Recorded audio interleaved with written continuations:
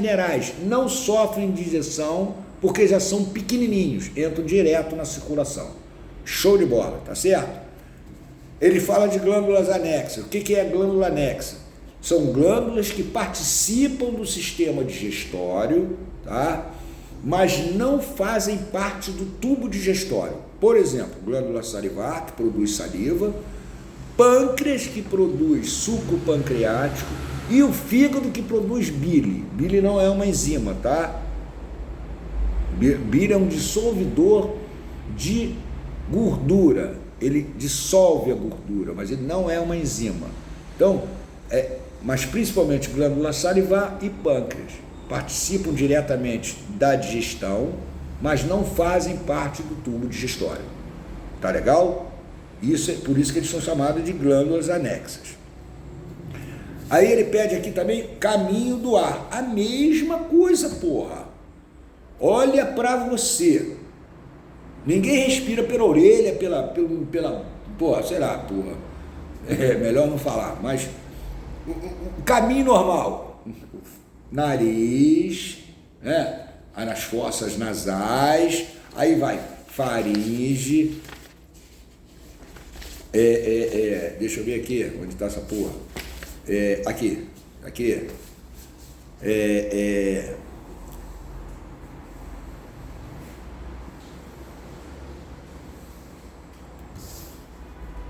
Faringe, depois laringe, então vamos lá, fossas nasais, faringe, laringe, traqueia, brônquios e bronquíolos, até isso, já brônquios e bronquíolos, os bronquíolos já estão dentro do pulmão, e os alvéolos pulmonares, que é onde ocorre a troca gasosa, tá?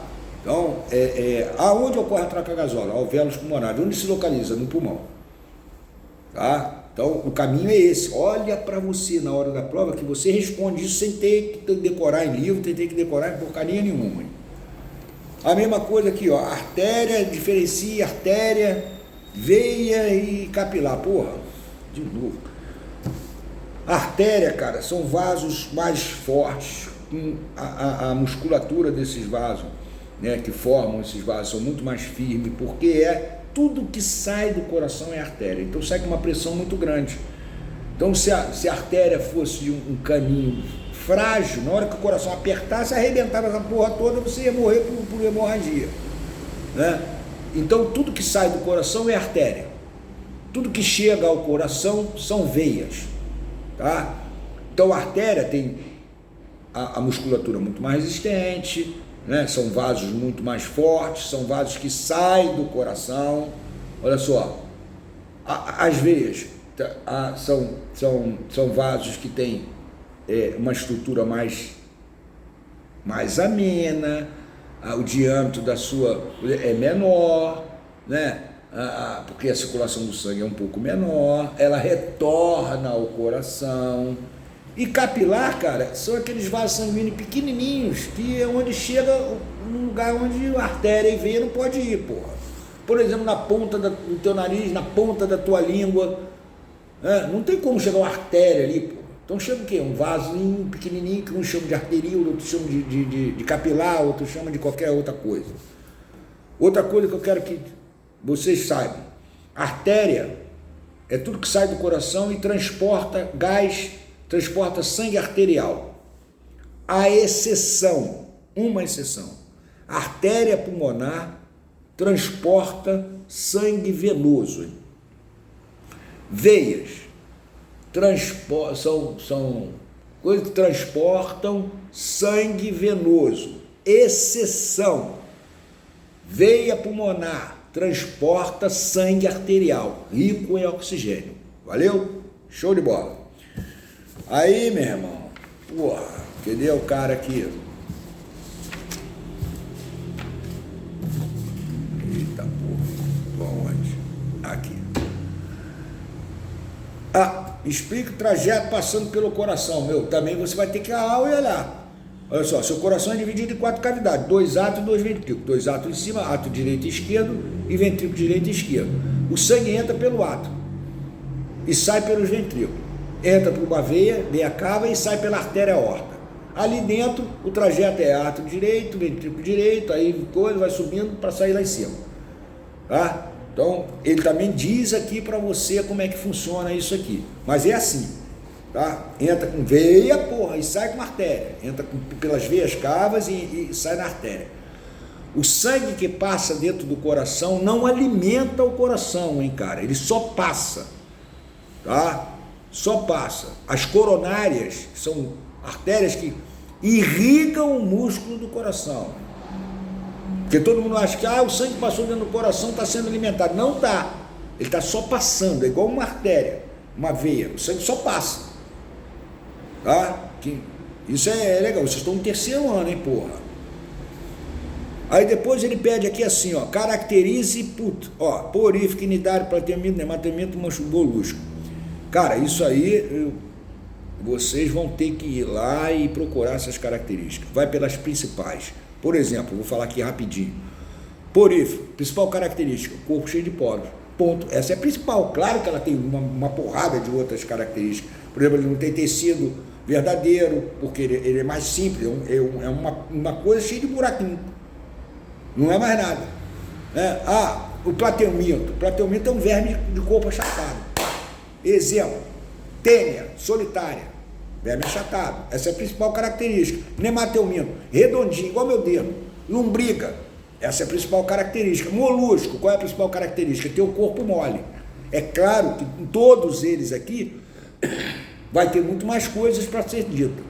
Mas isso eu olhando eu já tenho que saber. Molusco, corpo mole. Nemateuminto redondinho, cilíndrico, sem divisão. Então, exemplo, uma lombriga. Plateuminto, planária, ou a tênia, que causa solitária, um corpo achatado, todo dividido em pedacinho. Quinidária é água. Aqui o exemplo é água viva.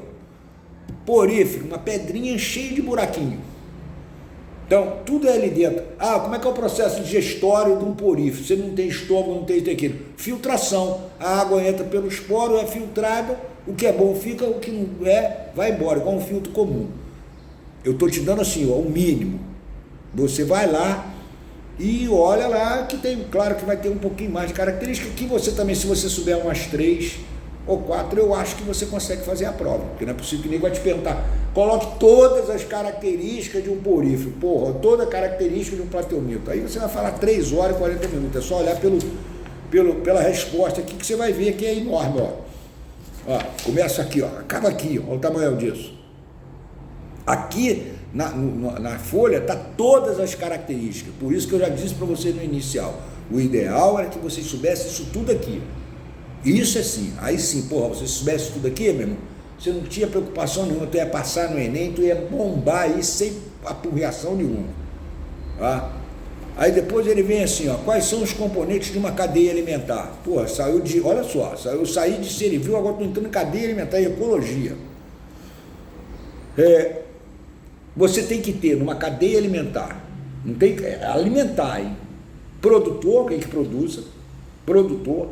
Normalmente são seres fotossintetizantes, a maioria são vegetais. Depois você tem um consumidor primário, aquele que come o vegetal, eles são herbívoros, tá? Depois você tem um consumidor terciário, que é aquele cara que come o primário, sabe qual é? Normalmente é um carnívoro, olha só. E você tem lá normalmente a cadeia alimentar vai até o quaternário, que seria no caso aqui, por exemplo, a gente. Porque a gente come tudo, tanto vegetal quanto animal. Nós estamos no top da cadeia. Aqui numa cadeia alimentar é sempre assim, alguém dá e alguém é comido, ou seja, alguém come e alguém é comido. Então, se você se lembrar disso, filho, que na vida alguém é comido e alguém come, você não esquece nunca. Certo? O primeiro a ser comido, produtor. O primeiro que come, consumidor primário. O segundo que come, consumidor terciário, e assim por diante, Agora, na hora, se ele pedir para você montar uma cadeia alimentar, cuidado, hein, meu irmão? Monte uma cadeia alimentar no Brasil, o cara bota leão, não existe leão no Brasil, hein, porra? O cara bota elefante, não existe elefante no Brasil, porra. Então, quando ele pedir para fazer uma cadeia alimentar, faça a mais simples possível, aquela que você sabe, que você não vai errar de jeito nenhum. Por exemplo, capim, boi e homem. Você erra? Não. Capim, boi e homem. O boi come o capim, o homem vai lá e come o boi. Ponto. É uma cadeia alimentar. Né? Ah, pede com mais gente. Ele não vai pedir com mais de 3, 4 pessoas, mais de 3 ou 4 seres vivos, porra. Agora, você não pode, por exemplo, botar capim, homem e boi. Você conhece algum boi comendo homem? Porra. Ah, João, errei por quê? Porra, porque você é um doido. O boi come você, menos a mim. Então, isso vocês têm que saber quem come e quem não come. E com calma, pô, e vai sempre pelo mais simples. Eu não sei por que vocês têm mania de inventar nome de bicho, que vocês nem sabem que porra de bicho é, para fazer uma cadeia alimentar, porra. Faz ela simples. É igual, é a mesma coisa, a nota vai ser igual. Eu fazendo uma cadeia com cavalo, com hipopótamo, com jacaré, desde que seja certinho. Outra, por exemplo, eu posso fazer capim, capivara, onça e o homem. Ah, mas o homem não come onça, mas mata ela. Então, eu posso fazer, show de bola. Então, na hora aí, procura ter atenção na hora disso aí. Tipo sanguíneo, A, B e O, tá? O que acontece com o tipo sanguíneo aqui, estou falando aqui dentro dessa pergunta aqui. Eu sendo do sangue A, eu não posso dar sangue para uma pessoa que tem tipo sanguíneo B.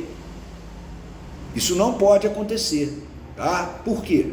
Porque esse cara que tem sangue B não vai conhecer o meu sangue A. E vai criar o quê? Um anticorpo contra o A. Se eu continuar dando esse sangue A, ele vai morrer, porque ele não conhece, porra. Olha só. Então, na hora que for fazer uma transfusão de sangue, precisa saber qual é o tipo de sangue que cada um tem para que não ocorra uma aglutinação e a pessoa morra por entupimento nas veias, né? O doador universal, aquele que pode dar para todo mundo e todo mundo recebe sem problema nenhum. O negativo. Receptor universal, aquele que recebe de todo mundo feliz da vida. AB. Então, AB tu pode dar sangue AB. Ah, eu estou do sangue A. Você é do sangue AB. Eu posso te dar meu sangue? Posso, claro, você tem A aí. Ah, eu sou do B. Você é AB, eu posso dar também. Ele é receptor. E doador universal é o O negativo.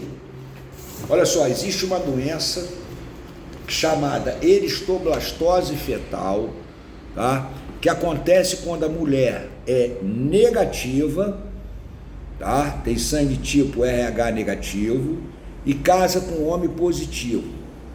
Se a segunda gestação dela seguida for positiva, ela causa essa doença, eristoblastose fetal, ou seja, ela não reconhece o feto e mata ele. Tá? Isso é uma doença grave, por isso se faz pré-natal, para você saber isso, porque se você tiver sangue negativo, na hora que você engravidar e seu marido for positivo, você vai precisar fazer um tratamento. Tá? Ah, João, mas se eu tiver um filho positivo, vai ter problema? Não. O primeiro não. Mas se tiver outro positivo, você vai ter eristoblastose fetal. Ah, João, e se eu tiver um positivo, o resto tudo negativo, vai acontecer alguma coisa? Claro que não, porra. Você só ataca o positivo. E na segunda gestação. Na primeira, você só produz um anticorpo.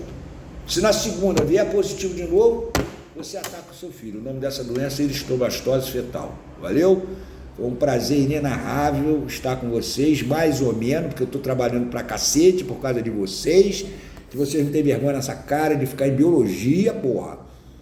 Ora, faça-me um favor, hein? Olha só, estou aqui trabalhando, meu irmão, de máscara, correndo risco, olha aqui, olha bem para mim, seu sem vergonha.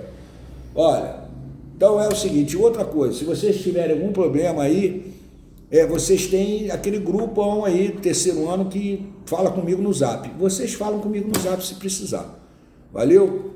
Eu estou com saudade de vocês, que vocês tenham um bom Natal, um bom Ano Novo, se cuidem para que ano que vem a gente possa pelo menos se encontrar na rua aí com saúde, com paz, e um beijão para todos, tá? Valeu!